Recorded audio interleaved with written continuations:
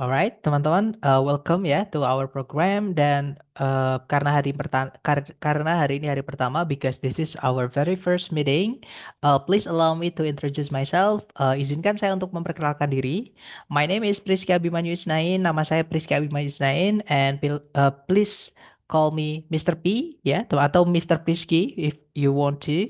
Jadi teman-teman saya biasa memanggil saya dengan nama Mr. P ya, teman-teman, di kampung Inggris, but I don't recommend you to browse my photos on Google using that name. Tapi tidak saya sarankan teman-teman nyari foto saya di Google pakai nama Mr. P, because you will not find my face. Instead, you will find something else. Teman-teman nanti tidak akan menemukan wajah saya, tapi teman-teman nanti akan menemukan benda lain seperti itu. Jadi, please don't browse my photos on Google using that name.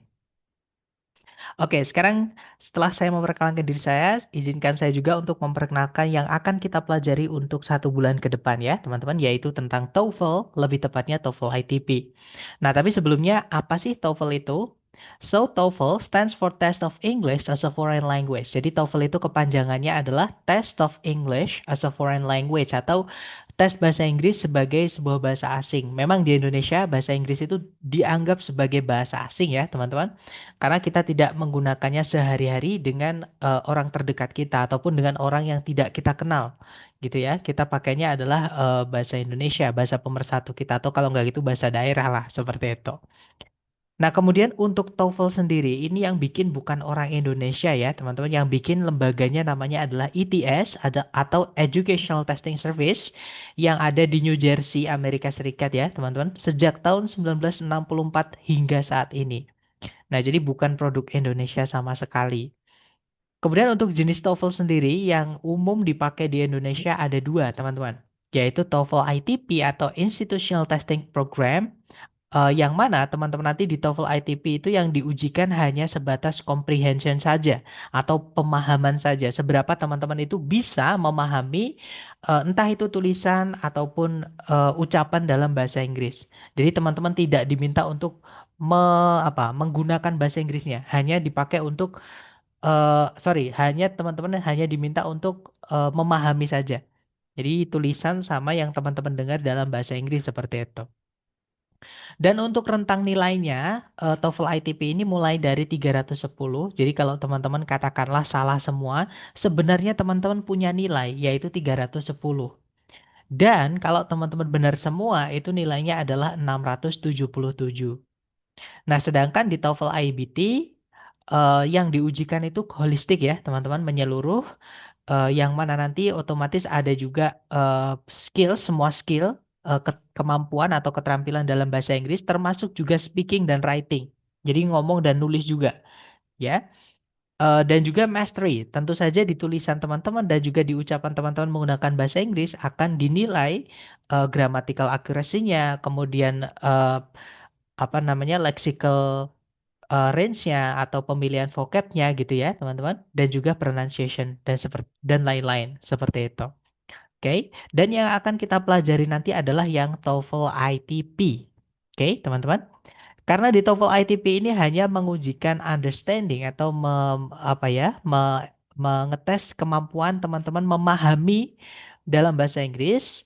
Nah, ada cara cepat untuk menjawab soal-soalnya. Nah, inilah cara cepat ini nantilah yang akan kita pelajari, ya. Nah, jadi di TOEFL ITP nanti teman-teman akan dihadapkan dengan 3 sections. Yang pertama ada listening section, di mana di listening section ini teman-teman dikasih 50 pertanyaan yang dibagi menjadi 3 bagian ya. Di mana teman-teman hanya punya waktu 12 detik saja untuk menjawab setiap soalnya. Seperti itu. Nah, terus setelah 50 soal selesai, nanti teman-teman akan dihadapkan dengan section yang kedua yaitu structure and written expression ya, teman-teman. Di mana di structure ini teman-teman akan diminta melengkapi bagian kalimat yang hilang dan juga mencari kesalahan di dalam kalimat. Jadi di structure itu ada 40 soal totalnya ya, yang dibagi menjadi dua. Nomor 1 sampai nomor 15 itu sentence completion. Teman-teman diminta melengkapi bagian kalimat yang hilang dari pilihan A, B, C, D ya tentunya. Dan nomor 16 sampai 40 itu adalah error analysis atau mencari kesalahan di dalam kalimat. Dan di structure ini teman-teman hanya punya waktu 25 menit untuk menyelesaikan 40 pertanyaan. Kemudian setelah structure selesai, nanti teman-teman akan lanjut ke bagian reading ya, teman-teman. Nah, di reading ini teman-teman diminta untuk menjawab pertanyaan pemahaman ya tentang teks yang diberikan itu. Jadi ada satu teks kemudian diikuti oleh sekitar 10 pertanyaan. Nah, jadi tentunya nanti di reading ini ada sekitar eh, 5 teks, teman-teman. Yang setiap teksnya diikuti sekitar 10 pertanyaan. Bisa lebih, bisa kurang. Itu ya, teman-teman. Dan total soal di reading nanti ada 50 pertanyaan yang harus teman-teman selesaikan dalam maksimal kurun waktu 55 menit. Seperti itu. Nah, untuk pembelajaran kita nanti, untuk kelas kita nanti atau program kita nanti, kita akan mulai dulu dari structure, teman-teman. Ya, karena structure ini lebih pasti, lebih fix seperti itu dibandingkan listening sama reading. Nah, bukannya listening sama reading tidak fix, tidak, teman-teman ya. Tapi di listening sama reading ini seolah-olah tidak ada habisnya. Karena di sini nanti hubungannya adalah dengan ungkapan dalam bahasa Inggris dan juga vocab. Yang mana teman-teman bisa kuasai atau bisa perkaya dengan latihan seperti itu. Nah, jadi dari hari pertama sampai hari ke-10 nanti kita fokus dulu dengan structure ya. Jadi bentuk-bentuk kalimat atau rumus-rumus kalimat yang sudah baku dan bagaimana teman-teman nanti mempraktekannya di soal structure TOEFL seperti itu. Nah, jadi ini urutan rentang belajar kita, teman-teman, dan ini sudah saya urutkan ya yang dari yang paling mudah tapi paling penting ya nomor satu ini yaitu subject predicate yang nanti akan kita pelajari hari ini. Nah, hari kedua kita akan lanjut ke konektor atau penghubung yang dibuatnya dari kelas kata namanya conjunction atau kata hubung ini, teman-teman. Jadi hari kedua nanti kita akan kenalan dengan conjunction. Hari ketiga kita akan membahas lebih lanjut mengenai kata kerja ya. Lebih tepatnya mungkin penggunaan di kalimat pasif dan kalimat aktif seperti itu. Kemudian yang ketiga ada inversion dan seterusnya. Nanti teman-teman bisa lihat dari rekaman kelas ya. Nah, kemudian nanti di hari ke-11 sampai hari ke-13 kita akan lanjut ke bagian listening. Nah, di listening ini saya pecah-pecah per meeting itu per sesi, teman-teman. Gitu ya. Nah, setelah listening selesai, kita akan lanjut ke reading. Nah, di reading ini tipsnya adalah teman-teman harus bisa memahami soalnya untuk bisa mencari jawaban di teksnya. Jadi teknik pertama adalah memahami jenis soalnya dulu, otomatis membaca soalnya dulu, seperti itu. Dan ada sekitar 6 soal kurang lebih ya teman-teman di soal reading yang nantinya akan kita perdalam seperti itu. Dan kemudian di hari ke-20 nanti teman-teman akan mendapatkan fasilitas gratis tes prediksi atau tes simulasi dari lembaga. Itu ya teman-teman. Nah, kemudian aturan atau sebenarnya bukan aturan ya, tapi lebih ke mekanisme atau teknis kita di kelas. Yang pertama adalah attendance check atau daftar hadir, absensi, teman-teman. Nah, absensi ini sebenarnya bukan dari lembaga ya, tapi antusias saya sendiri atau keinginan saya sendiri untuk melihat seberapa teman-teman semangat untuk mengikuti kelas TOEFL ini. Jadi kalau nanti teman-teman selalu hadir, akan saya berikan reward di akhir ya, berupa pembahasan tes dari lembaga. Jadi nanti ketika teman-teman sudah tes dari lembaga, supaya bisa tahu salahnya di mana, kenapa kok salah, benarnya apa, kenapa kok itu benar, itu supaya tahu. Tapi sekali lagi ya, itu hanya saya berikan kepada teman-teman yang bisa hadir di setiap bab. Nah, setiap satu hari itu kita membahas satu bab ya, teman-teman. Jadi kalau teman-teman bisa hadir di sesi sore, eh, sesi malam babnya sama yang dibahas. Jadi kalau teman-teman bisa hadir juga nggak apa-apa, bisa datang gitu ya, karena di latihan soalnya nanti beda, teman-teman. Jadi kalau teman-teman pengen latihan soal lebih dari yang teman-teman dapatkan di sesi sore, bisa juga mengikuti sesi malam, karena soalnya beda atau latihannya nanti beda-beda seperti itu. Itu ya, teman-teman. Dan kalau teman-teman nanti selalu hadir di setiap bab, intinya di setiap hari itu entah di sesi sore saja, sesi malam aja, atau bahkan di keduanya, itu nanti akan saya reward atau saya berikan reward di akhir berupa pembahasan tes dari lembaga dan caranya nanti akan saya berikan di akhir juga ya, teman-teman, untuk mengklaim atau apa namanya, mengambil jatah reward teman-teman. Kemudian berikutnya kalau teman-teman ada pertanyaan, teman-teman bisa menggunakan fitur raise hand yang ada di Zoom ini ya, teman-teman supaya tidak ada tabrakan-tabrakan suara seperti itu. Oke? Jadi jangan sungkan-sungkan kalau ada pertanyaan, tanyakan saja teman-teman ya. Dan kalau pertanyaan teman-teman masih sejalan, masih nyambung dengan materi yang sedang kita pelajari di hari tersebut, pasti akan saya jawab. Nah, tapi kalau misalnya pertanyaan teman-teman adalah menyeleweng apa apa ya teman-teman.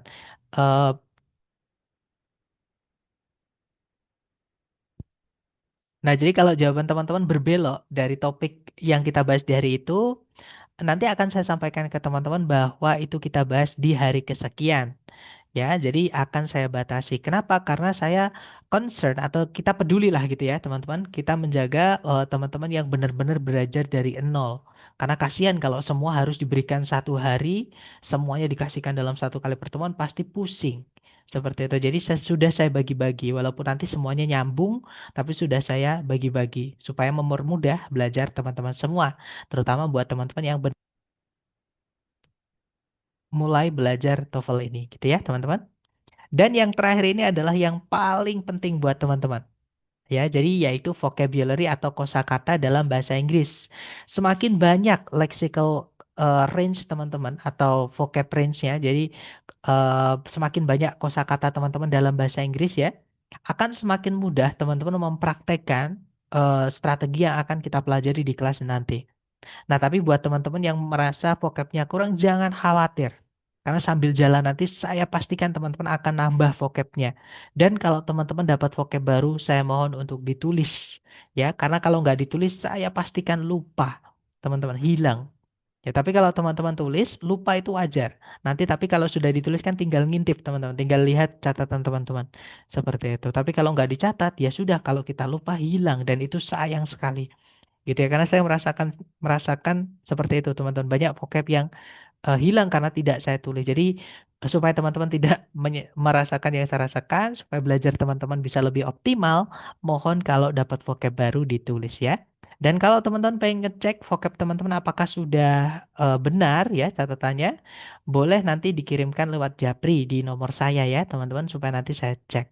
Nanti misalkan ada yang kurang ya saya tambahi, misalkan ada yang keliru ya saya benarkan, terus saya akan kirimkan ke nomor pengirimnya setelah saya koreksi gitu ya.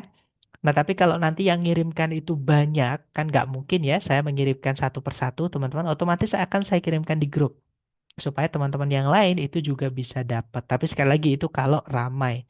Kalau cuma satu dua ya pasti saya kirimkan ke beliaunya atau teman-teman yang mengirimkan ke saya seperti itu. Gitu ya. Nah, kemudian yang terakhir adalah monitoring belajar. Jadi selain teman-teman saya ajak belajar langsung via Zoom seperti ini, nanti di luar kelas teman-teman saya akan berikan latihan penunjang. Jadi untuk apa ya, memperkuat materi yang kita pelajari di kelas di live seperti ini, teman-teman. Gitu ya. Dan dan materi penunjang itu berupa PDF. Nanti kalau teman-teman bisa print aja. Dan ada juga video pembahasannya, jadi bisa teman-teman akses ataupun pelajari kapanpun ketika teman-teman ada waktu luang. Seperti itu. Nah, nomor saya di layar ini ya. Pokoknya kalau teman-teman ingin konsultasi apapun tentang pertufulan, silahkan japri saya. Nah, itu tadi adalah maksud saya itu tadi adalah pesan pengantar gitu ya, teman-teman, atau perkenalan dengan apa yang akan kita pelajari untuk beberapa minggu ke depan. Nah, sebelum kita menginjak materi hari pertama, mungkin kalau teman-teman ada pertanyaan, jangan sungkan-sungkan, boleh ditanyakan, boleh di-unmute ya, teman-teman. Silahkan.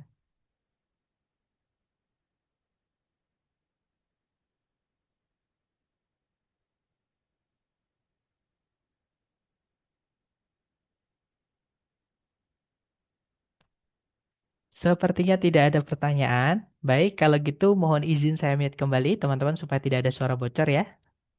Dan kita akan memulai materi kita hari pertama, yaitu tentang sentence atau kalimat. Nah, sebelumnya saya ingin menjelaskan ke teman-teman, kenapa kok kita harus kenalan atau kenapa kita harus belajar tentang sentence ini ya, atau kalimat ini, teman-teman. Nah, jadi seperti yang saya kenalkan tadi ya, di TOEFL ITP ini teman-teman akan apa ya? Teman-teman akan melalui tahap atau section yang namanya structure and written expression section, section 2, teman-teman. Di mana di section kedua itu salah satunya teman-teman diminta mencari bagian kalimat yang hilang. Nah, untuk mengetahui bagian kalimat yang hilang, otomatis teman-teman harus tahu kalimat yang disebut kalimat itu apa, harus ada apa minimal. Gitu ya, supaya tahu apa yang hilang. Gitu ya. Sama kayak misalkan kita punya sepeda motor, teman-teman. Nah, kalau kita sudah tahu, oh sepeda motor itu ada joknya, ada stangnya, ada rodanya. Nah, kalau rodanya hilang, berarti kita tahu, oh ini rodanya hilang. Tinggal carikan atau belikan roda, kita pasang. Atau rodanya dicari, kita pasang. Misalnya seperti itu. Tapi kalau kita nggak tahu benda motor itu kayak gimana bentuknya, atau harus ada apanya, terus kita tiba-tiba disuruh ngerakit motor, itu pasti kita bingung seperti itu. Jadi, kita harus tahu susunan atau komponen motor itu bagaimana. Sama, kalimat juga sama, teman-teman ya. Jadi supaya teman-teman nanti bisa menjawab soal structure TOEFL, otomatis teman-teman harus tahu susunan kalimat. Minimal harus ada apa dan apa.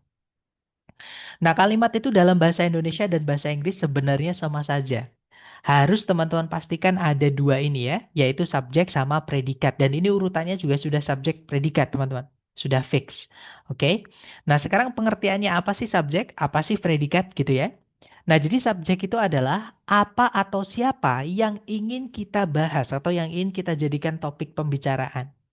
Jadi seumpama nih teman-teman, saya mau bilang tetangga saya sangatlah ramah. Nah, berarti saya ingin menceritakan ke teman-teman tentang tetangga saya. Berarti tetangga saya di situ tadi itu sebagai subjek. Oke, lagi nih misalkan saya jalan nih sama teman-teman bareng ya. Terus kita lihat kucing. Terus saya bilang ke teman-teman, lihat kucing itu jalannya berdiri. Misalnya gitu. Nah, berarti yang ingin saya beritahukan atau ceritakan kepada teman-teman adalah kucing itu. Nah, itu berarti subjeknya, teman-teman. Gitu ya. Atau misalnya nih, saya bilang ke teman-teman, saya sangat suka cheesecake. Gitu ya, misalnya. Nah, berarti saya ingin menceritakan kepada teman-teman tentang diri saya sendiri. Nah, itulah subjek, teman-teman. Gitu ya. Jadi sekali lagi subjek itu apa atau siapa yang ingin diceritakan, yang ingin dijadikan bahan pembicaraan. Seperti itu. Nah, kalau predikat itu ada apa dengan si subjek? Karena nggak mungkin, misalkan saya baru ketemu sama teman-teman nih. Terus saya bilang ke teman-teman, saya.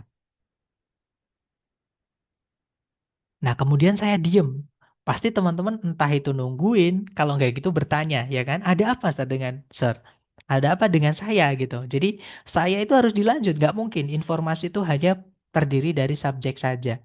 Gitu ya, maka harus ada predikat juga. Misalnya saya sedang tidur, tapi nggak mungkin ya kita tidur loh sama ngomong. Misalnya saya sedang bekerja, saya sedang belajar. Nah, itu bisa jadi kalimat.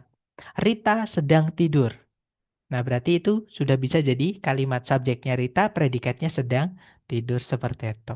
Gitu ya. Jadi sekali lagi teman-teman, kalimat itu wajib memiliki dua komponen ini ya, subjek dan predikat. Jadi nanti teman-teman harus pastikan dua komponen ini ada atau tidak. Kalau nggak ada ya harus dicarikan dulu, seperti itu. Nah, sekarang pertanyaannya adalah bagaimana kita bisa mengenali di dalam soal structure TOEFL kalau itu adalah subjek, dan bagaimana kita bisa mengenali di soal structure kalau itu adalah predikat. Nah, sebenarnya gampang saja, teman-teman. Sebelum saya menceritakan atau memberitahukan ke teman-teman apa namanya, bagaimana cara mengenali subjek sama predikat di soal structure TOEFL, saya ingin menjelaskan dulu ke teman-teman bahwa di bahasa Inggris itu semua kata, jadi kata-kata dalam bahasa Inggris yang teman-teman ketahui itu semuanya dibagi menjadi 8 kelas kata, teman-teman. Yang mana 8 kelas kata itu memiliki fungsi masing-masing di dalam kalimat atau posisinya di dalam kalimat itu beda-beda, teman-teman. Gitu ya. Jadi misalnya nih misalnya kita punya batu atau rock atau stone misalnya. Nah, itu adalah kata benda. Batu itu kata benda, gitu ya. Misalnya lagi kita menemukan kata dalam bahasa Inggris yaitu memakan. Nah, memakan atau eat itu adalah kata kerja. Nah, itu yang saya maksud, teman-teman. Jadi, semua kata dalam bahasa Inggris itu dibagi menjadi kelas kata supaya memudahkan kita untuk memfungsikannya di dalam kalimat seperti itu. Nah, kenapa saya tadi sampaikan seperti itu? Karena subjek itu dibuatnya dari kelas kata yang namanya adalah kata benda. Atau di buku atau di kamus itu nyebutnya noun, teman-teman. Ya, jadi noun itu kata benda atau gampangnya itu sesuatu yang diciptakan Tuhan. Sesuatu yang mungkin bisa kita lihat, kita raba, kita terawang, kita putar, kita jilat, kita celupin. Ya, misalnya adalah meja, misalnya adalah kursi, misalnya adalah lampu, tembok, itu semuanya kata benda. Semua yang kita bisa kita lihat adalah kata benda. Kemanapun kita nengok itu pasti ada kata benda seperti itu. Nah, contoh lagi nih kata benda, teman-teman. Misalnya ada bird, artinya burung. Water artinya air. Buildings, bangunan-bangunan, itu juga kata benda ya. Jadi kata benda dalam bahasa Inggris itu kadang ditambahi akhiran S, teman-teman. Yang menjadikan bahwa kata benda itu menjadi jamak atau banyak. Jadi kalau building aja itu bangunan. Kalau ada S-nya, buildings, bangunan-bangunan. Seperti itu. Kemudian ada river, artinya sungai, forest, hutan, atmosfer, classroom, ruangan, kelas, dan masih banyak lagi. Teman-teman silahkan berkreasi dengan eh, kreativitas teman-teman masing-masing gitu ya. Nah, selain kata benda, ada lagi satu kelas kata yang bisa difungsikan sebagai subjek, yaitu kata ganti atau pronoun. Sama, di dalam namanya pun ada noun, teman-teman. Nah, pronoun ini adalah kata ganti, teman-teman. Fungsinya di dalam kalimat, dia adalah menggantikan kata benda. Jadi kalau ada tempat yang bisa diisi dengan kata benda, itu juga bisa diisi oleh kata ganti. Gitu ya. Nah, kata ganti yang bisa jadi subjek itu umumnya yang kita temui di soal structure TOEFL, yang pertama ada he, she, sama it. Ini artinya sama-sama dia. Cuman beda konteks atau beda penggunaan ya. Jadi harus diingat teman-teman. He itu dia laki-laki. Misalnya kita punya teman namanya Putra. Nggak mungkin cewek kan? Pasti cowok. Nah, Putra itu kalau diganti pakainya he. Kalau kita mau bilang dia itu pakainya he. Nah, kalau misalkan kita punya teman namanya Putri. Berarti cewek ya. Itu pakainya she. Jadi dia perempuan. Kalau kita nggak tahu cewek cowoknya, misalnya kita lihat kucing jalan ke arah kita. Dari depan kan kucing itu nggak pakai lipstick. Kucing juga nggak pakai rok ya, teman-teman. Kita nggak tahu kucing ini cewek apa cowok. Nggak pakai anting juga. Gitu ya, teman-teman. Nah, otomatis kalau kita nggak tahu cewek cowoknya, bendanya cuma satu, misalnya kucing tadi yang nggak jelas ya, maka kita bilangnya it. Nah, tapi kalau kita misalnya kucingnya kita sudah tahu dia jantan, pakai he nggak apa-apa, teman-teman. Kita sudah tahu kucingnya itu betina, pakai she nggak apa-apa. Seperti itu. Kemudian kalau benda itu jumlahnya itu lebih dari satu alias banyak gitu ya, entah itu manusia ataupun bukan, kita gantinya pakainya they, mereka. Kemudian ada those itu juga bisa diartikan mereka, ya, bisa diartikan itu. Ada ones artinya setiap orang atau semua orang atau semua benda yang dimaksud gitu ya. Kemudian ada others yang lain-lain. Seperti itu. Nah, itu adalah dua jenis kelas kata yang fungsinya adalah sebagai subjek, teman-teman. Nah, kemudian yang selain subjek, kalimat tadi kan butuh predikat juga ya. Nah, kalau predikat ini kalau dalam bahasa Inggris gampang, teman-teman. Dibuatnya dari kata kerja atau istilahnya dari buku itu nyebutnya verb. Ya, atau kata kerja. Kata kerja itu sebenarnya adalah apapun yang dialami, apapun yang dirasakan, apapun yang dikerjakan oleh suatu benda. Itu namanya kata kerja, teman-teman. Gitu ya. Contohnya ada occur, artinya terjadi. Occur juga bisa artinya ada. Produce artinya menghasilkan atau memproduksi. Refer to, nah kadang biasanya kata kerja itu ketambahan sama preposisi yang sudah nempel seperti ini. Contohnya refer to ya, teman-teman. Kemudian artinya merujuk pada, kemudian ada consist of, terdiri dari, dan yang terakhir contohnya ada improve, artinya meningkatkan atau memperbaiki. Seperti itu. Nah, sebelum saya ingin menjelaskan kata kerja ini lebih lanjut, saya ingin menjelaskan kenapa kok predikat itu dalam bahasa Inggris harus dibuat dari kata kerja. Ini yang gampang aja, yang diajarkan di sekolah kita dulu, teman-teman. Waktu kita sekolah gitu ya. Mungkin teman-teman sering ditanyai oleh gurunya, maksudnya how are you today? How are you today? Bagaimana kabarmu hari ini? Nah, kalau kita mau menjawab, saya baik-baik saja. Itu pasti teman-teman familiar sekali dengan istilah I am fine. Nah, padahal teman-teman, kalimat ini kalau kita pecah ya, atau kita analisa bagian-bagiannya, yang artinya saya itu adalah I. Ya, itu artinya saya. Kemudian yang artinya baik-baik saja itu adalah fine. Sorry, teman-teman. Baik-baik saja. Nah, tapi kita nggak bisa bilang I fine. Pakainya adalah I am fine. Nah, kenapa kok harus ada am di kalimat I am fine? Karena sekali lagi ya, dalam bahasa Inggris itu predikat itu harus dibuat dari kata kerja, teman-teman, atau verb. Sedangkan kalau kita bilang saya baik-baik saja, I am okay. I am good, I am great, I am fine, itu adalah kata sifat. Nah, sedangkan kalimat itu kalau sorry, disebut kalimat dalam bahasa Inggris harus ada kata kerja sebagai predikat. Kalau pesan yang kita sampaikan tidak memiliki kata kerja, maka wajib kita carikan kata kerja yang nggak punya arti, yaitu to be itu teman-teman. Salah satu contohnya adalah am ini. Itu hanya buat syarat saja supaya eh, informasinya itu jadi kalimat seperti itu. Jadinya I am fine. Nah, tapi kalau misalnya di kalimat itu sudah ada kata kerja sebagai predikat ya, maka teman-teman tidak perlu masukkan to be itu. Jadi contoh nih, saya mau bilang, saya suka anggur misalnya teman-teman. Itu kan bahasa Inggrisnya I love atau I like grapes. Nah, bukan I am like grapes ya teman-teman. Kenapa? Karena like yang artinya menyukai itu adalah kata kerja atau verb.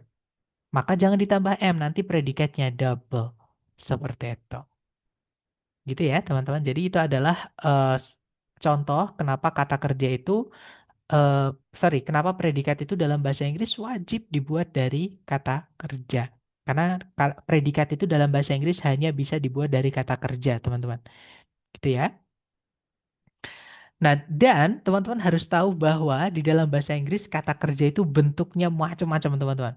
Ya, yaitu kadang itu ada verb satu. Verb satu itu kata kerja yang tidak menerima imbuhan. Jadi kata kerja itu kata apa ya, teman-teman? Kata dasar lah, bisa dibilang seperti itu. Misal nih, makan. Makan itu bahasa Inggrisnya adalah eat. Ya udah berarti eat itulah kata dasar atau verb satunya. Gitu ya. Kemudian ada juga verb 2. Kalau verb 2 itu dipakai untuk kejadian lampau. Ya, jadi kalau kita menceritakan kejadian di masa lalu, misalnya sejarah, misalnya pengalaman, ya tentang makan, itu kita pakainya adalah ate. Ya, misalnya saya makan nasi kemarin. I ate rice yesterday. Pakainya at, teman-teman tulisannya. Itu ya. Nah, kemudian verb 3-nya, makan itu adalah eaten. Verb SES-nya adalah eats. Verb ing-nya adalah eating. Kemudian ada to verb satu itu to it, teman-teman. Dan yang terakhir ada auxiliary yang ketemu sama kata kerja yang dibantu. Ya, misalnya ada will go atau will eat misalnya. Atau misalnya misalnya saya ganti have ya, teman-teman. Have ini artinya sudah, jadi have eaten. Seperti itu. Satu lagi contoh misalnya are eating. Nah, ini contoh saja. Oke, untuk auxiliary sama kata kerja yang dibantu. Itu ya, teman-teman. Nah, kenapa saya sampaikan kata kerja ini bentuknya ada banyak, teman-teman ya? Nah, ini juga saya ingin menjawab kenapa saya menghindari penyebutan subject verb. Mungkin teman-teman ada yang pernah ambil kursus TOEFL sebelumnya di tempat lain, dan mungkin tutornya menyebutnya subject verb. Sedangkan di sini saya nyebutnya subject predikat. Nah, saya menghindari menyebut subject verb karena takutnya setiap teman-teman nanti menemukan ada verb dianggap sebagai predikat, padahal tidak selalu ya. Jadi teman-teman harus lihat bentuknya dulu. Oke, jadi kata kerja itu bentuknya ada yang predikat, ada yang tidak. Nah, kata kerja yang fungsinya itu hanya bisa jadi predikat adalah verb satu, verb 2, verb SIS, dan juga auxiliary verb saja. Kalau teman-teman menemukan ada verb 3 yang berdiri sendiri tanpa auxiliary sebelumnya ya, kemudian ada verb ing yang berdiri sendiri tanpa auxiliary sebelumnya, dan juga to verb satu itu tidak bisa jadi predikat. Jadi walaupun kata kerja tapi mereka bukan predikat. Gitu ya, teman-teman. Nah, di sini saya menyebutkan auxiliary nih. Apa sih auxiliary itu? Auxiliary itu istilah ya, teman-teman. Maka mau nggak mau harus saya jelaskan. Jadi auxiliary itu pengertiannya adalah kata, sebentar, mungkin ini saya hapus dulu ya, teman-teman, coret-coretannya. Nah, supaya mudah atau supaya ada ruang untuk saya menjelaskan tentang auxiliary ini. Nah, jadi auxiliary itu apa? Auxiliary itu adalah kata kerja juga. Ya, teman-teman, lebih tepatnya helping verb, kata kerja bantu. Nah, fungsinya kata kerja auxiliary ini adalah membantu kata kerja setelahnya. Jadi setelah auxiliary ini harus ada kata kerjanya, teman-teman. Nah, keluarga auxiliary ada 4. Ya, yang pertama ada keluarganya do, yaitu do, kemudian does, kemudian did. Yang mana setelah do, does, did ini, kata kerja yang boleh dijelaskan hanyalah verb satu. Gitu ya, teman-teman. Kemudian yang kedua, kita punya keluarganya to be.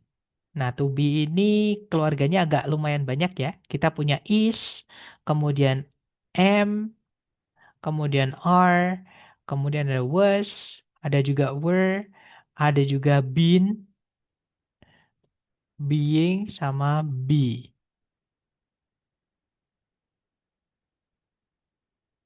Nah, ini adalah keluarganya to be, teman-teman. Dan to be ini boleh diikuti dua jenis kata kerja ya. To be ini boleh diikuti verb ing kalau kita mau bilang sedang, teman-teman. Misalkan I am eating, saya sedang makan. Gitu ya. Nah, to be juga bisa diikuti verb 3 yang nantinya kita akan pelajari di hari ketiga tentang ini. Gitu ya. Untuk sekarang yang perlu teman-teman, verb 3 kok berdiri sendiri sebelumnya nggak ada auxiliary berarti bukan predikat seperti itu. Nah, kemudian keluarga auxiliary yang ketiga kita punya keluarganya have. Have di sini bukan artinya memiliki atau mempunyai ya, teman-teman. Artinya adalah sudah atau telah. Keluarganya sedikit have ini yaitu have, kemudian ada has, dan juga had, teman-teman. Nah, untuk keluarga have ini gandengannya adalah verb 3. Kata kerja yang dibantu adalah verb 3. Seperti itu. Dan yang terakhir kita punya modal auxiliary. Sorry. Modal auxiliary. Yang mana setiap katanya di modal ini artinya beda-beda, teman-teman. Misal nih kita punya will artinya akan. Ya kan? Kemudian ada shall. Shall itu bisa akan, bisa harus, teman-teman. Kemudian ada can, ya, artinya paling banyak can ini. Bisa dapat, bisa, mampu, boleh, mungkin, bisa jadi. Can ini paling banyak artinya, teman-teman. Kemudian ada juga may, artinya mungkin. May juga bisa diartikan boleh ya, teman-teman, tergantung konteks. Kemudian ada, sorry, yang ini dulu, yang biasa dulu, might itu artinya mungkin. Kemudian ada juga eh, can, may, might, must artinya pasti ya, atau juga bisa harus, teman-teman.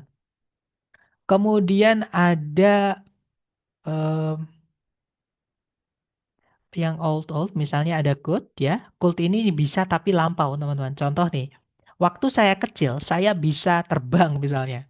When I was a kid atau when I was young, I could fly. Pakainya could ya, karena lampau bisanya. Kemudian ada juga would artinya akan tapi biasanya tidak dilakukan ya, teman-teman. Contohnya, jika kemarin tidak hujan, saya pasti sudah mengunjungimu. Nah, berarti kenyataannya kemarin hujan dan saya tidak mengunjungimu. Seperti itu, teman-teman. Itu ya. Jadi itu yang saya maksud akan tapi tidak terjadi atau omong doang. Kemudian berikutnya ada juga could, would, sama should. Artinya seharusnya atau sebaiknya. Nah, untuk modal ini gandengannya adalah verb 1, teman-teman. Seperti itu. Nah, ini adalah keluarga auxiliary ya. Nanti teman-teman bisa catat, mohon nanti dicatat ya teman-teman lewat rekaman. Jadi nanti teman-teman akan saya berikan rekaman kelas dan untuk teman-teman pakai untuk mereview ya materi yang kita pelajari di hari tersebut. Seperti itu. Nah, materi untuk hari ini sudah selesai. Sekarang tinggal kita ke latihan untuk teman-teman ya. Tapi sebelumnya saya ingin menunjukkan contohnya. Jadi eh, eh, penerapan materi yang kita pelajari hari ini ke contoh soal structure TOEFL. Nah, jadi di sini saya punya 3 contoh, teman-teman. Contoh pertama, caranya yang paling gampang teman-teman cari adalah predikatnya dulu. Nah, jadi pertanyaan saya ke teman-teman, teman-teman tulis di chat ya. Kira-kira di pilihan, sorry, maksud saya kira-kira di soal, apakah ada kata kerja yang bisa jadi predikat? Nah, kalau seumpama ada kata kerja yang bisa jadi predikat, teman-teman, kira-kira yang mana di soal?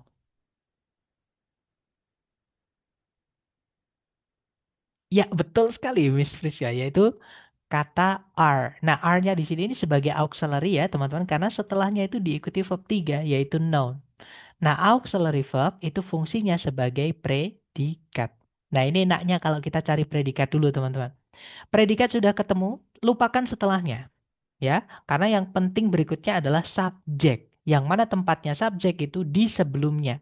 Dan memang titik-titik letaknya di sebelumnya. Artinya di sini kita kehilangan subjek, teman-teman. Carikan A, B, C, D yang bisa jadi subjek. Nah, kira-kira nih jawaban teman-teman berarti yang mana? A, B, C, D yang bisa jadi subjek saja, teman-teman. Ditulis di chat ya. Yeah, that's right. The answer is alpha, teman-teman. Gitu ya. Nah, Bravo kenapa salah? Di situ ada ungkapan that the. Kalau teman-teman menemukan ungkapan that, kemudian setelahnya diikuti the, ini adalah that-nya itu adalah conjunction, teman-teman, atau kata hubung. Yang mana akan kita pelajari di hari kedua nanti ya. Tapi intinya adalah conjunction itu tidak dibutuhkan di kalimat ketika subjek dan predikatnya nanti cuma satu. Nah, Bravo kan kalau kita masukkan ke dalam titik-titik, itu nanti predikatnya cuma are known, teman-teman. Subjeknya juga cuma satu, yaitu the strikes. Tapi ada conjunction that. Nah, conjunction tidak dibutuhkan kalau kalimatnya hanya memiliki satu subjek predikat, teman-teman. Jadi yang Bravo nggak bisa ya. Kalau yang Charlie di situ ada predikat lagi, pemborosan predikat, jadi nggak bisa. Kalau yang Delta ada 5W1H. Nah, kalau teman-teman menemukan kata tanya ya di soal struktur TOEFL 5W1H, jangan dianggap kata tanya, teman-teman. Ya, tapi anggap dia itu adalah conjunction atau kata hubung. Oke, jadi di sini yang delta nggak bisa karena subjek predikatnya cuma satu. Nggak boleh dimasukkan kata hubung atau conjunction. Seperti itu. Jadi jawabannya yang alpha ya. Nanti kalau dibaca. Strikes are known to impel their prey on thorns. Burung condet ini ya teman-teman. Dikenal akan menancapkan mangsa mereka pada duri-duri pohon. Kalau diartikan seperti itu. Gitu ya. Nice. Contoh berikutnya. Caranya sama. Teman-teman cari dulu kata kerja sebagai predikat di soal. Pertanyaan saya ke teman-teman. Coba dilihat di soal teman-teman. Ada nggak kata kerja yang bisa jadi predikat di situ? Seumpama ada, kira-kira yang mana?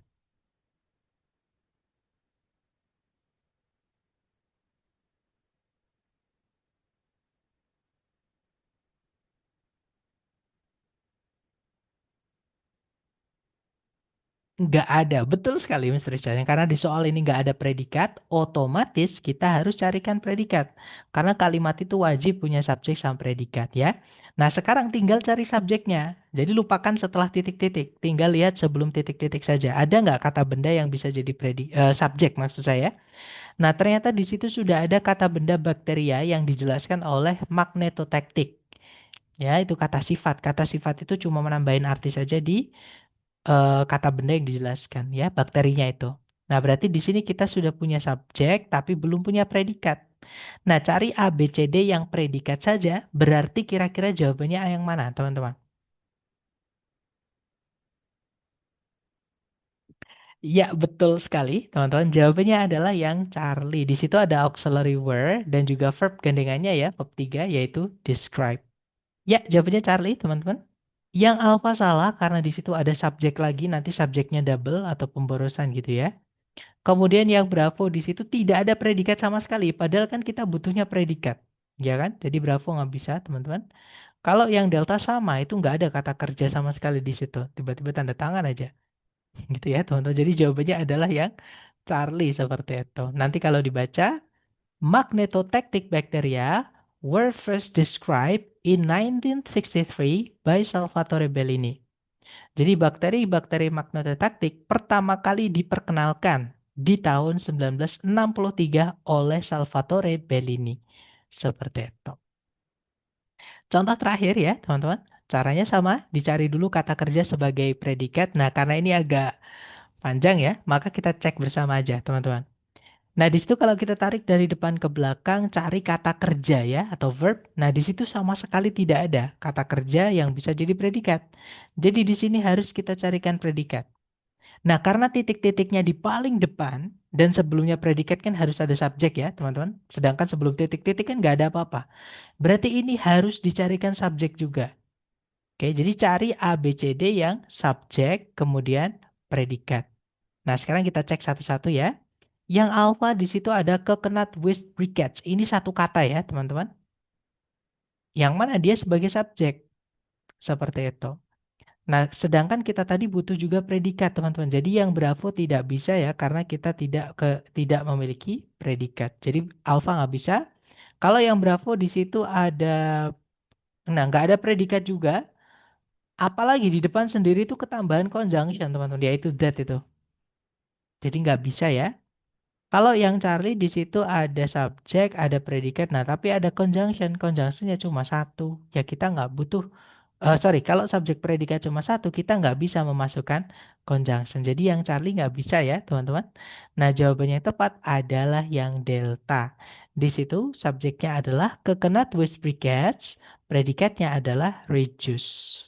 Nah, jadi nanti kalau dibaca, coconut with briquettes reduce deforestation across the globe. Gitu ya. Jadi briket limbah kelapa itu mengurangi penggundulan hutan di seluruh dunia. Seperti itu, teman-teman.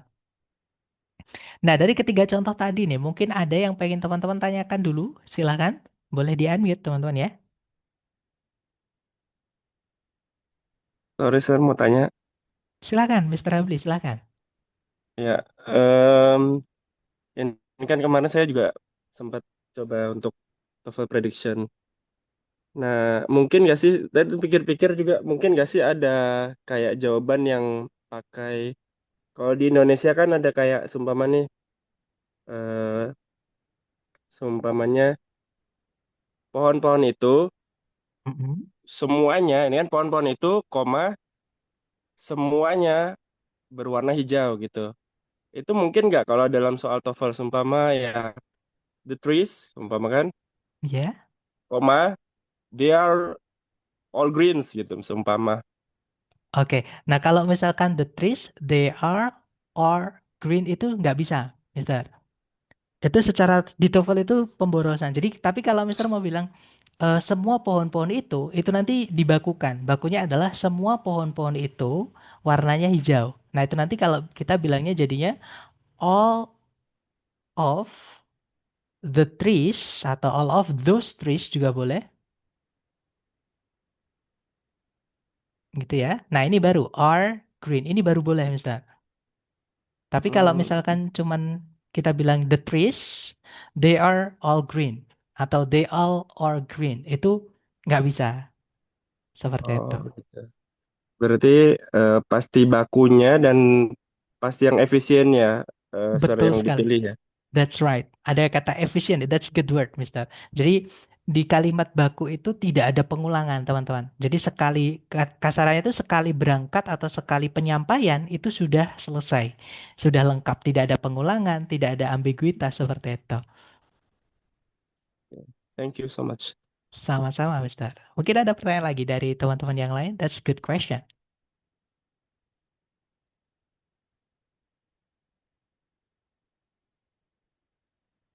Nggak ada ya? So far so good? Oke deh, kalau gitu saya hapus dulu cara-cara tanya. Mohon izin untuk saya mute suaranya teman-teman supaya tidak ada suara bocor. Nah, sekarang giliran teman-teman ya. Dicoba dulu kerjakan latihan yang teman-teman akan lihat di layar. Jangan takut salah, kita belajar. Semakin teman-teman mencoba, semakin teman-teman akan merasakan. Sama kayak ketika teman-teman tes. Jadi lebih baik merasakan sekarang daripada merasakan ketika tes nanti. Baru pertama mendadak gitu. Kaget nanti ya. Jadi dicoba dulu latihan-latihan yang kita pelajari di kelas ini. Silahkan jawabannya dikirim di chat ya, teman-teman. Waktunya 30 detik di pojok kanan atas, dimulai dari sekarang, silahkan.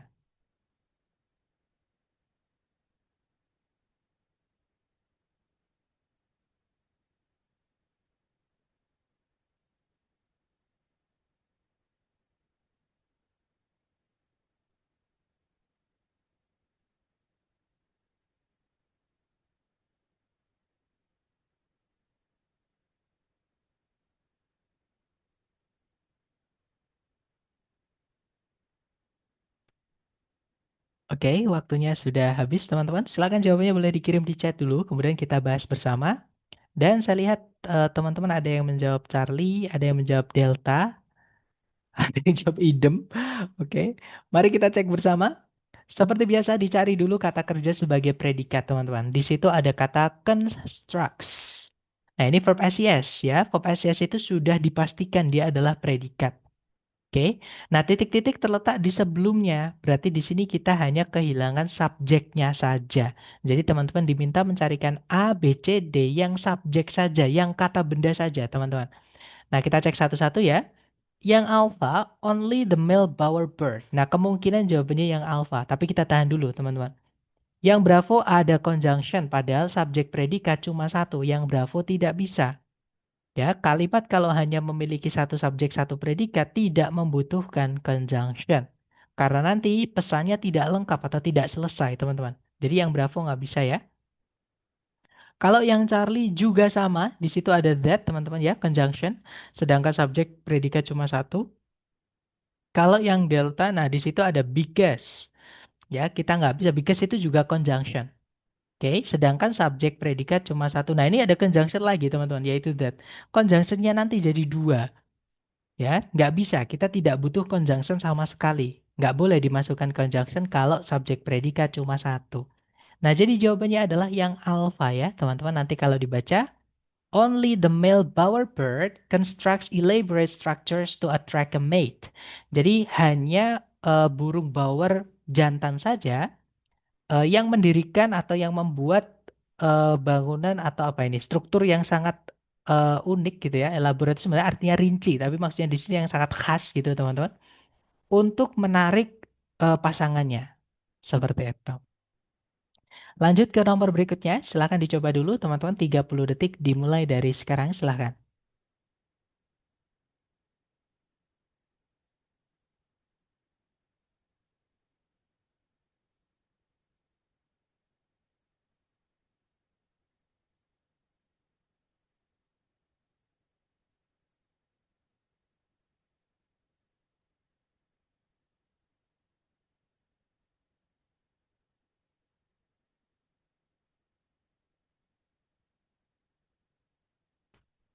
Oke, waktunya sudah habis dan saya lihat teman-teman menjawab delta, delta, semuanya menjawab delta. Oke, mari kita cek bersama. Kalau ditarik dari depan ke belakang, cari kata kerja sama sekali tidak ada. Nah, karena kalimat butuh kata kerja sebagai predikat ya, ya harus dicarikan teman-teman. Subjeknya, nah subjek predikat itu tidak boleh dipisah satu koma. Ya, jadi kalau sebelum titik-titik cuman ada satu koma, tidak mungkin subjek berada di sebelum koma. Berarti di sini kita juga kehilangan subjek ya, teman-teman. Carikan ABCD yang subjek kemudian predikat. Yang alpha ada subjek tapi tidak ada predikat nggak bisa. Yang bravo ada subjek, ada conjunction, padahal nggak ada predikat juga. Maaf teman-teman. Jadi bravo nggak bisa ya. Kalau yang Charlie ada subjek predikat tapi ada conjunction, padahal subjek predikat cuma satu. Nggak bisa teman-teman. Nah, berarti betul sekali jawaban teman-teman ya, yaitu yang delta. Nanti kalau dibaca, in addition to habitat, forests provide climate regulation, carbon absorption, and recreation. Jadi, selain habitat, hutan itu menyediakan atau menawarkan atau memberikan gitu ya, regulasi iklim atau apa pengaturan iklim gitu teman-teman. Kemudian penyerapan karbon dan juga rekreasi tempat rekreasi seperti itu. Lanjut ke nomor berikutnya, silahkan dicoba dulu 30 detik dimulai dari sekarang silahkan.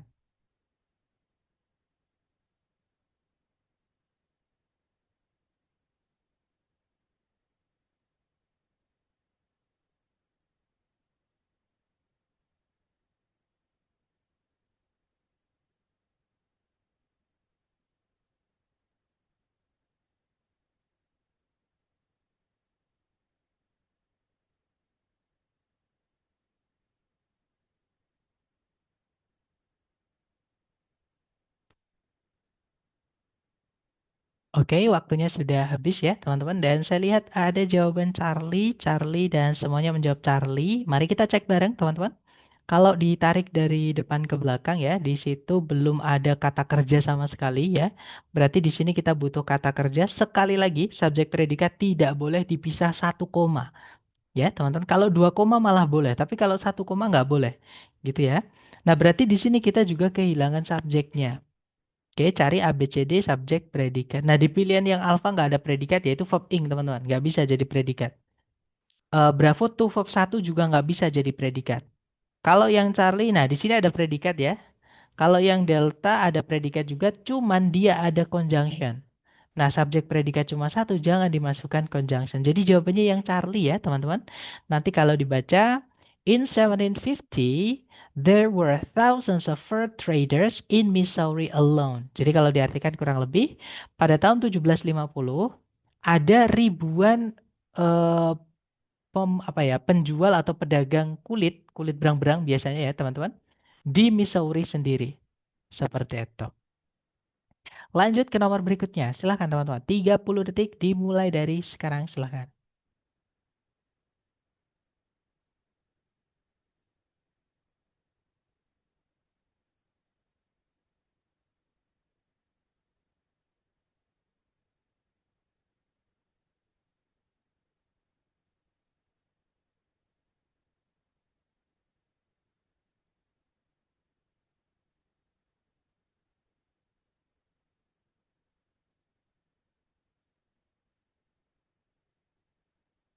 Oke, waktunya sudah habis, teman-teman, dan saya lihat ada jawaban alfa. Semuanya menjawab alfa.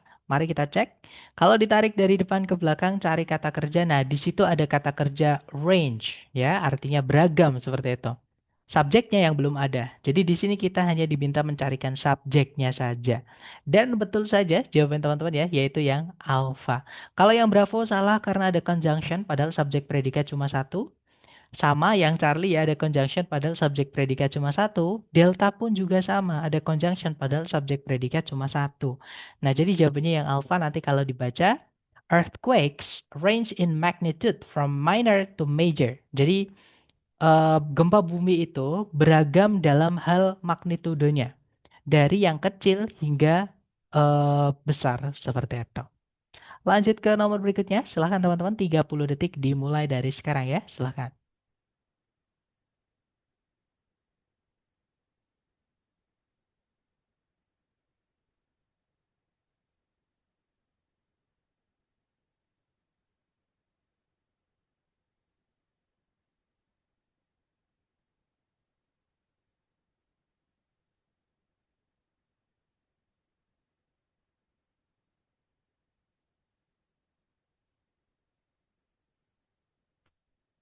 Oke, waktunya sudah habis, teman-teman ya. Dan saya lihat ada jawaban alfa. Alfa sepertinya teman-teman semua menjawab alfa.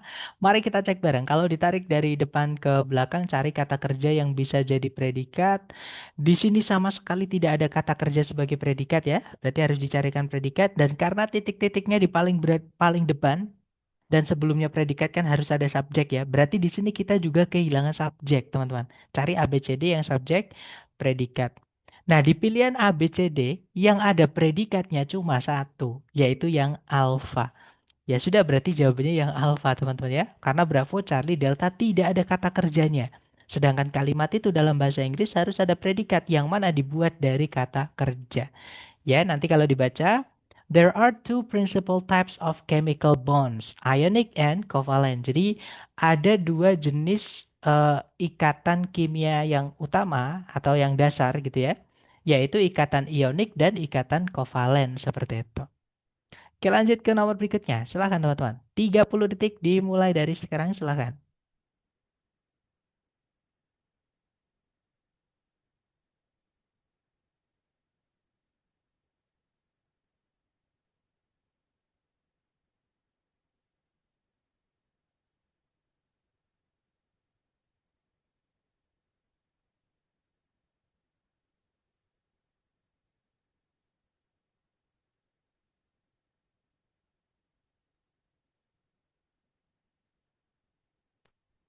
Alright, waktunya habis teman-teman.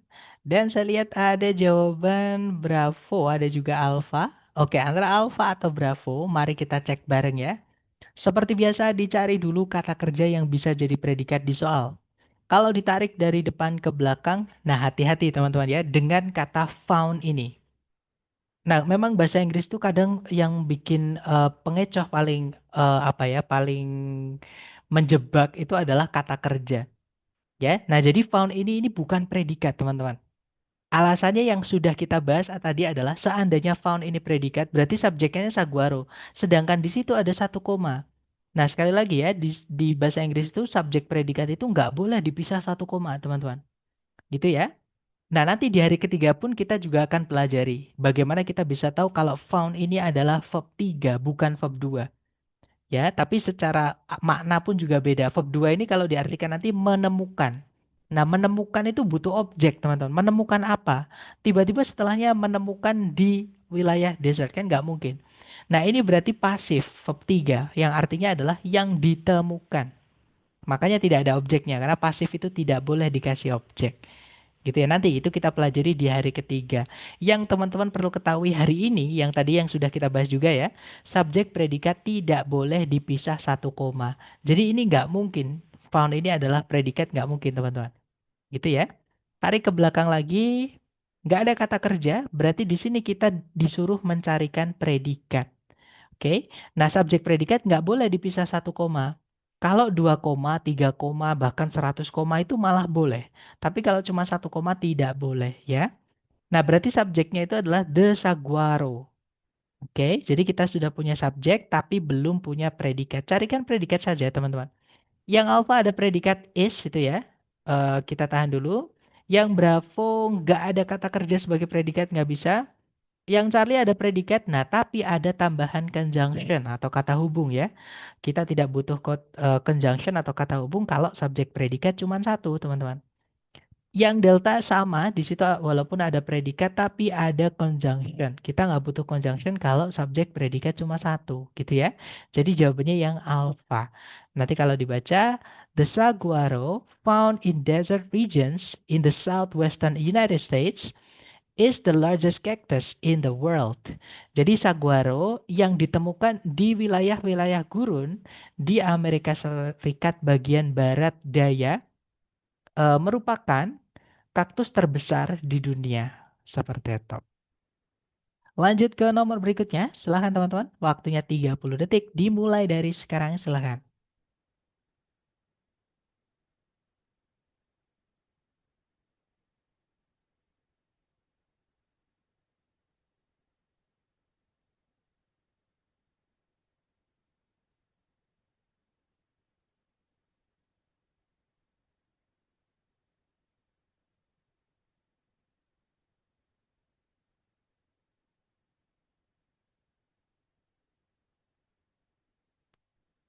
Oke, waktunya sudah habis teman-teman ya. Dan saya lihat ada jawaban delta. Sepertinya teman-teman semua menjawab delta ya. Kita cek bersama.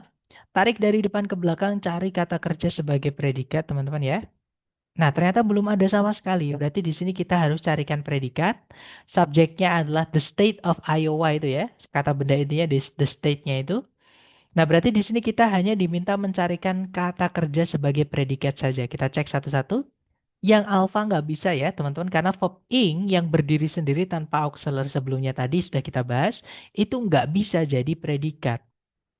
Kalau yang Bravo memang di situ ada predikat, ya, tapi ada ketambahan conjunction lagi, subjek lagi, jadi nggak bisa teman-teman ya. Kita cuma butuh predikat saja kok, seperti itu. Jadi yang Bravo nggak bisa. Kalau yang Charlie sama, walaupun ada predikat di situ, tapi ada conjunction. Di dalam kalimat kalau subjek cuma satu, predikat cuma satu, kita tidak boleh memasukkan conjunction. Nah, jadi betul sekali jawabannya adalah yang delta, teman-teman. Nanti kalau dibaca, known for its fertile soil, the state of Iowa has the highest corn production in the country. Jadi dikenal karena tanahnya yang subur, negara bagian Iowa memiliki produksi jagung tertinggi di Amerika Serikat. Seperti itu. Oke, lanjut ke nomor berikutnya. Silakan teman-teman. 30 detik dimulai dari sekarang. Silakan.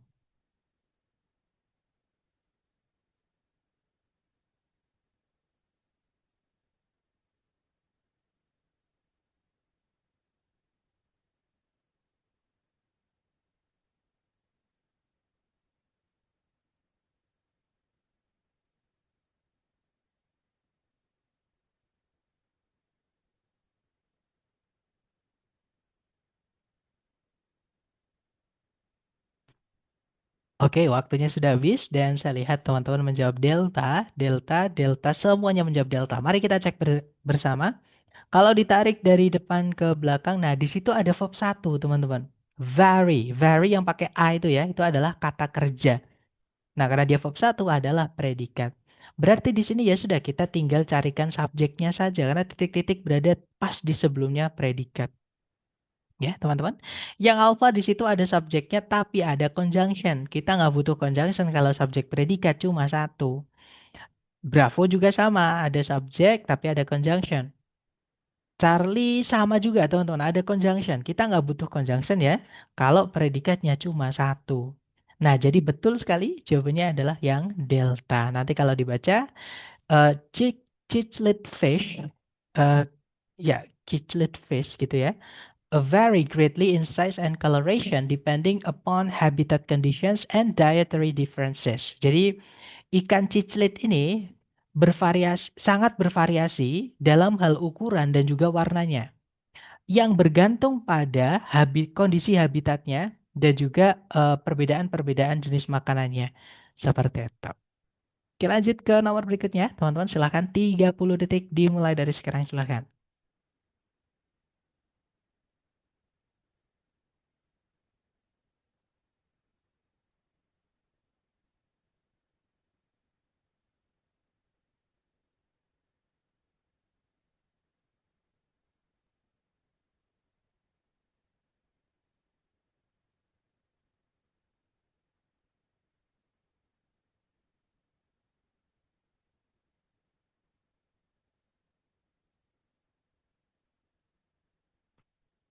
Oke, waktunya sudah habis, teman-teman. Dan saya lihat teman-teman menjawab alpha, ada juga bravo. Kita cek bersama. Kalau ditarik dari depan ke belakang, di situ ada predikat improves. Ya, itu verb SES. Nah, hati-hati teman-teman. Sebelumnya itu ada kata lenses. Itu memang jamak. Sorry, memang kata benda maksud saya ya. Tapi dia jamak. Nah, kenapa saya bilang tapi? Nah, jadi gini, kalau predikatnya itu menggunakan verb SES atau kata kerja yang mendapatkan imbuhan S, maka kata benda di subjek itu nggak boleh mendapatkan imbuhan S.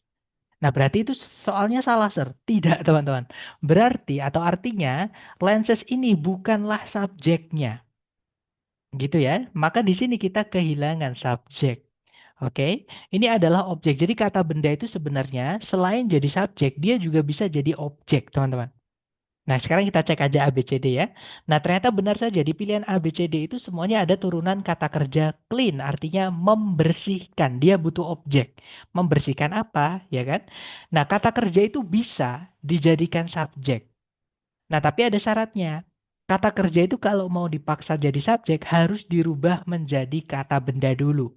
Nah, caranya gimana? Caranya cukup tambahkan akhiran ing. Nah, jadi salah satu fungsi verb ing, kenapa dia nggak bisa jadi predikat ya, kalau nggak ada auxiliary sebelumnya, teman-teman? Karena salah satu fungsinya, ada dua fungsi sebenarnya, tapi salah satunya yang kita temui hari ini, dia adalah sebagai kata benda, namanya adalah gerund, teman-teman. Jadi gerund itu adalah verb ing atau kata kerja ya, yang bentuknya verb ing, yang fungsinya itu sebagai kata benda di kalimat. Entah itu sebagai subjek, entah itu sebagai objek. Nah, verb ing ini di sini fungsinya sebagai subjek, teman-teman. Gitu ya. Nah, jadi jawabannya adalah yang bravo. Kalau yang alpha, clean itu kan verb satu. Nanti dia jadi predikat kalau kita pilih yang alpha. Nanti predikatnya double. Dan perlu teman-teman ketahui, di soal structure TOEFL itu tidak boleh predikat diletakkan di awal kalimat. Jadi kalau ada titik-titik di paling depan seperti ini, di pilihan A, B, C, D itu kok ada soal yang diawali oleh predikat, sudah pasti salah. Jangan dipilih, teman-teman. Gitu ya. Kalau yang Charlie itu ada conjunction. Kita nggak butuh conjunction. Apalagi sudah ada predikat lagi, kita butuhnya subjek. Jadi yang Charlie nggak bisa. Kalau yang delta, nah sebenarnya verb ing ini gerund ya teman-teman, tapi kata benda maksud saya. Gerund itu kata benda ya. Nah tapi karena sebelumnya ada in-nya, ini keluarga kelas kata yang namanya preposisi, sama kayak with, sama kayak without, sama kayak apalagi teman-teman, besides, sama kayak behind, sama kayak in, on, at itu ya. Nah, yang mana fungsi dari kelas kata preposisi itu merubah kata benda setelahnya menjadi kata keterangan. Dan kata keterangan itu nggak bisa jadi subjek. Contoh nih teman-teman, misalkan saya punya kata benda kulkas. Kulkas kan adalah kata benda ya. Nah, tapi kalau di dalam kalimat itu saya bilangnya adalah saya menaruh es krim di dalam kulkas. Subjeknya saya, predikatnya menaruh, objeknya es krim di dalam kulkas itu adalah keterangan tempat. Nah, kulkas yang awalnya kata benda karena sebelumnya ada in, ada di dalam, itu menjadi keterangan, gitu ya. Jadi fungsi preposisi itu adalah merubah kata benda setelahnya menjadi keterangan. Jadi yang delta nggak bisa, teman-teman, karena keterangan nggak bisa jadi subjek. Oke, jawabannya adalah yang bravo, gitu ya. Nanti kalau dibaca, cleaning lenses improves clarity and vision quality. Jadi membersihkan lensa-lensa itu meningkatkan kualitas kejelasan dan juga kualitas visinya atau penglihatannya. Seperti itu. Terakhir, dicoba dulu ya, jangan takut salah. 30 detik dimulai dari sekarang. Silahkan teman-teman.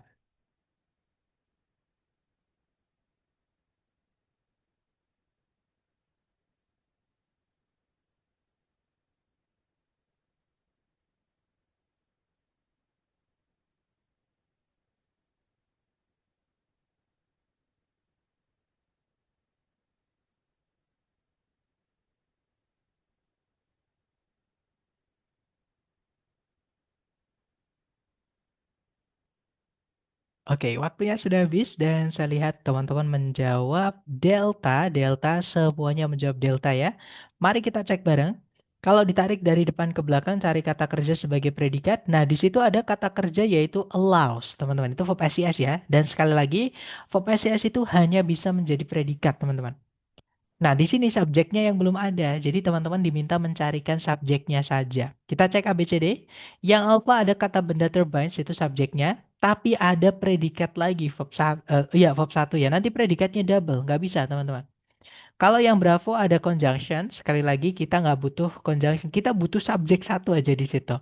Gitu ya. Atau kalau kita masukkan ke jasa subjek predikat di sini, kita masih kehilangan satu subjek. Miliknya allows ini. Jadi nggak bisa. Kalau yang Charlie di situ ada conjunction, kita hanya butuh subjek saja ya. Nah, jawabannya adalah yang delta. Betul sekali, teman-teman. Nanti kalau dibaca, nah kalau misalkan teman-teman bingung kok di yang delta itu ada tambahan afterburner. Apakah boleh? Jawabannya nggak apa-apa. Di kalimat itu kalau ada keterangan itu nggak apa-apa, teman-teman. Keterangan itu di kalimat boleh ada, boleh tidak. Ya, ada berapapun juga nggak masalah. Kalau misalkan pengen ada. Gitu ya. Jadi kalau kata benda itu ditambahkan keterangan nggak masalah. Atau keterangan itu kalau bikin teman-teman bingung, hapus aja. Ya, seperti itu. Jadi jawabannya yang delta nanti kalau dibaca, the rotation of turbines allows the rotor and thus the generator to produce electricity. Jadi kalau diartikan, putaran dari turbin atau kincir gitu ya, teman-teman, eh, membuat rotor dan oleh karena itu generatornya untuk menghasilkan listrik. Seperti itu. Nice, itu tadi adalah materi kita hari pertama ya, teman-teman, yaitu materi yang paling penting buat teman-teman pahami tentang subjek predikat, bagian kalimat yang wajib ada.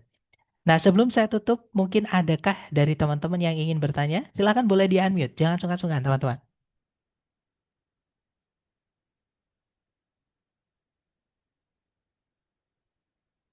Eh, Kak, izin bertanya, Kak. Boleh, silakan, Miss Ica. Kalau misalkan fokus di subject and predicate ini, nanti ada berhubungan sama tensesnya nggak?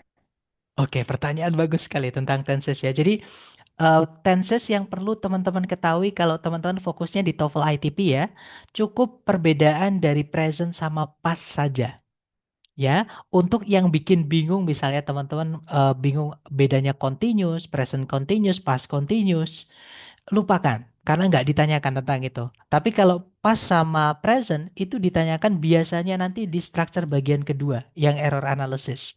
Seperti itu, Miss. Tapi kalau yang bagian pertama ini yang melengkapi bagian kalimat, tenses itu hampir tidak pernah keluar. Seperti itu, Miss. Oke, Kak, makasih. Sama-sama. But that's good question. Buat teman-teman yang mungkin baru dengar tenses itu apa, nggak perlu diambil pikir ya, teman nggak usah terlalu dipikirkan. Yang perlu teman-teman ketahui adalah, jadi dalam bahasa Inggris itu ada konsep perubahan kata kerja. Tadi kan kata kerja itu bentuknya banyak ya, teman-teman. Untuk menyatakan fakta, fakta itu yang kita pakai sehari-hari, sesuatu yang tidak terikat oleh waktu. Contohnya nih, tanaman melakukan fotosintesis. Nah, itu nggak terikat waktu, itu namanya fakta, teman-teman. Contohnya lagi, matahari terbit dari timur. Nah, itu fakta. Contoh lagi, manusia membutuhkan teman. Nah, itu fakta ya. Tidak ada keterangan waktu, tidak terikat oleh waktu. Jadi dari dulu sampai kiamat, eh, informasi tersebut itu fakta atau valid seperti itu.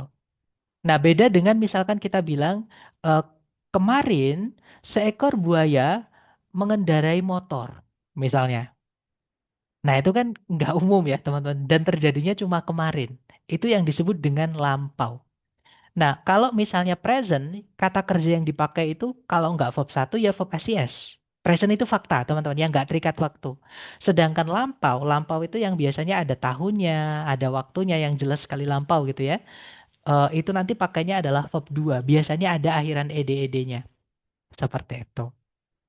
Kalau tenses secara umum yang ada 16, yaitu pun hanya positif ya, dan aktif, teman-teman, itu tidak perlu dipelajari secara mendalam kalau teman-teman fokusnya di TOEFL ITP seperti itu.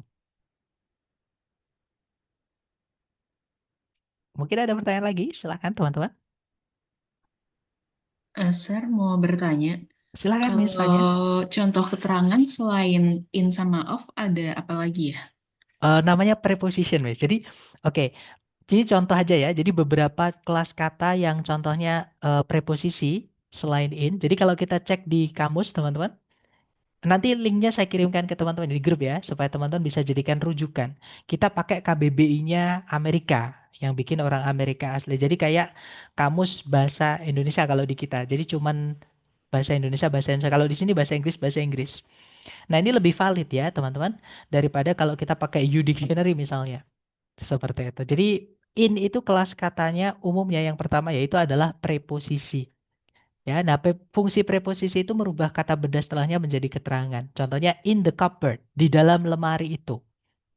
Nah, selain in ada apa lagi? Misalnya kita punya tadi saya sebutkan misalnya ada with, teman-teman. Sebentar, mohon maaf koneksi saya agak lemot ya. Nah, with itu juga preposition, ya. Kemudian misalnya ada without.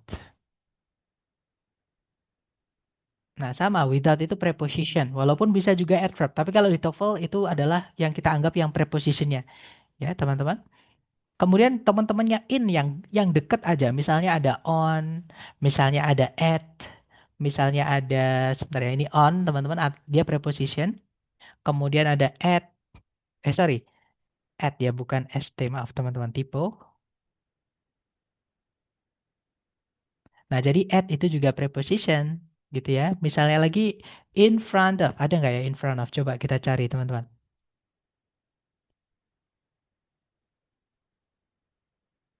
Nah, in front of. Nah, ternyata tapi kelas katanya nggak dikasih karena dia mungkin karena berupa frase ya. Frase itu lebih dari satu kata yang dianggap satu kata, teman-teman. Atau kita cari yang antonimnya, opposite-nya. Ya, opposite itu lawan katanya, teman-teman. Behind. Behind itu juga preposition. Ini beberapa contoh saja ya, teman-teman. Jadi preposisi itu ada banyak. Misalkan beside atau besides itu sama-sama preposition. Seperti itu. Makasih, Sir. Sama-sama. Nah, untuk vocab, ini kan vocab ya, teman-teman. Nanti akan teman-teman tambah atau akan teman-teman perkaya sembari teman-teman latihan. Semakin teman-teman banyak latihan, semakin teman-teman nanti saya yakin menemukan kosakata-kosakata baru, terutama kelas kata. Dan ini penting sekali kelas kata, teman-teman. Seperti itu. Silakan Miss Prisca, boleh di-unmute, Miss? Oke, saya mau tanya untuk apa structure ini kan ada subjek plus predicate. Nah, saya tadi agak kurang paham kalau yang predicate-nya itu berarti cuma verb aja kah? Apa Betul. bisa lain dari hanya verb aja ya? Betul, hanya verb saja, Miss. Tapi harus digarisbawahi, Miss ya. Verb dalam bahasa Inggris atau kata kerja dalam bahasa Inggris itu bentuknya banyak sekali, Miss. Ada verb satu, verb 2, verb satu contohnya tadi eat gitu ya. Verb 2 itu ate, verb 3 itu eaten, verb SES eats, verb 3, sorry, verb ing itu eating, tuh verb satu to eat. Auxiliary verb misalnya can eat itu semuanya artinya sama-sama makan. Nah, tapi tidak semua bentuk kata kerja ini bisa jadi predikat. Hanya verb satu, verb 2, verb SY sama auxiliary verb saja. Nah, selain itu, misalnya kata kerja pun, kalau dia verb 3, verb ing, to verb satu, kalau sebelumnya nggak ada auxiliary-nya, tidak bisa jadi predikat. Ataupun kelas kata lain selain verb tidak bisa jadi predikat, Miss. Dalam bahasa Inggris, predikat wajib dibuat dari kata kerja. Seperti itu. Thank you, sir. You're welcome. Ada pertanyaan juga dari Mr. Habli, has itu termasuk verb bentuk apa ya, Sar? Nah, has itu verb SES, teman-teman. Nah, memang tidak semua apa ya. Jadi bahasa Inggris itu pembentukan gitu ya. Pembentukan kata itu kadang ada yang melencot-melencot seperti itu. Ada yang agak nyeleneh. Jadi biasanya itu verb satu kalau ditambahkan SES cukup tambah S atau IS saja. Tapi kadang ada yang lebur, yaitu has ini. Nah, ada lagi yang lebih nggak jelas lagi, teman-teman, yaitu be. Jadi gini, verb SES dari have, jadi have itu kalau ketambahan tambahan S atau IS, ya atau verb SES ya lah, bisa dibilang seperti itu menjadi has. Nah, kalau be ketambahan SES, teman-teman, dia akan berubah bentuk juga. Ini malah malah jauh banget, yaitu is. Jadi verb SES dari be itu adalah is. Jadi bukan bis ya, tapi bukan juga best, bukan bias juga, tapi is itu. Seperti itu. Nah, cuman yang saya tahu cuma dua ini. Kata kerja yang kalau ditambahkan SIS bentuknya itu nyeleneh atau beda. Kata kerja yang lain yang kalau mau ditambahkan SIS cukup tambah S atau IS saja. Seperti itu, Mister.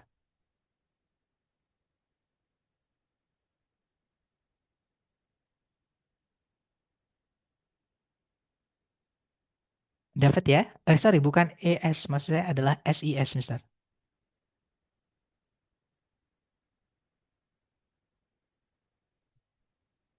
Alright,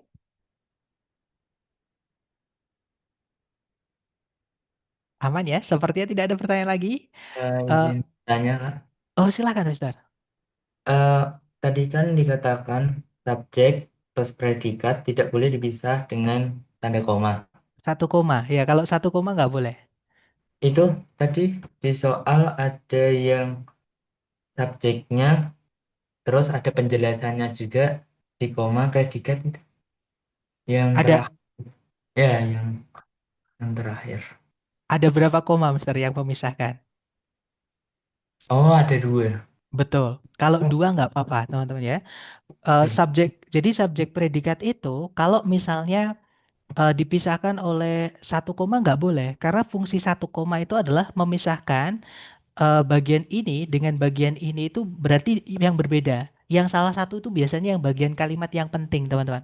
Contohnya ini ya, saguaro sama found in desert ini yang penting adalah ini ya, saguaronya. Maksudnya penting itu gimana? Maksudnya ini kalau teman-teman hapus, pesannya itu tidak akan berubah. Inti dari informasinya tidak akan hilang. Ya, tapi kalau saguaro ini teman-teman hilangkan, pesannya nanti jadi berantakan, teman-teman.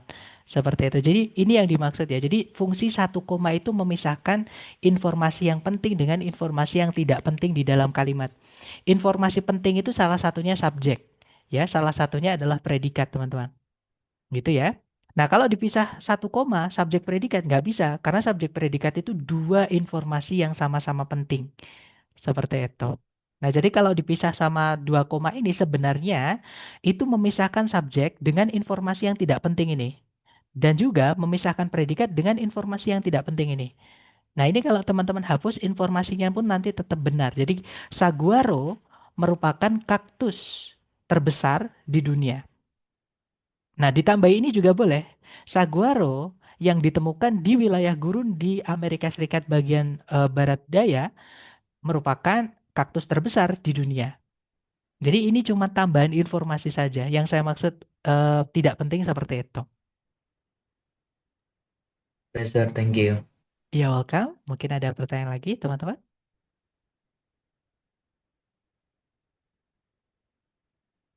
Sepertinya aman ya.